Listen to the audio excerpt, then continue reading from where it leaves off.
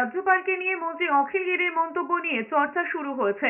কাঁথির তৃণমূল প্রার্থী উত্তম বারিকের সমর্থনে প্রচারে গিয়ে অখিল বলেছেন, রাজ্যপালের মাথা গরম হয়ে গিয়েছে, মহিলাদের হাত ধরে টানছেন, এমনটা করলে রাজ্যপালের দক্ষিণ ভারতে চলে যাওয়া উচিত।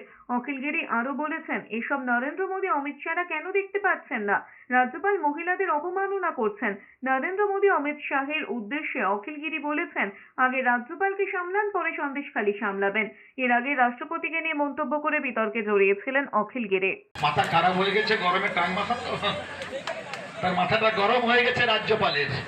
তার অফিসে কাজকর্ম করে সেই মেয়ের হাত ধরে টেনেছে। মেয়েদের দেখতে একটু সুন্দর কাজকর্ম করে, তার লোভ লেগে গেছে। এই বুড়া তোর যদি লোভ লেগে যায়, তুই দক্ষিণ ভারতে চলে যা, সেখানে যা। রাজ্যপাল সেই মেয়ের আবার অন্যান্য মেয়েদের হাত ধরে টানে কিনা দেখো। সেটা দেখতে পারে না নরেন্দ্র মোদী, সেটা দেখতে পারে না অমিত শাহ। রাজ্যপাল মহিলার অবমাননা করেছে, মেয়ে বলেছে আমি বাবা সেখানে চাকরি করবো না।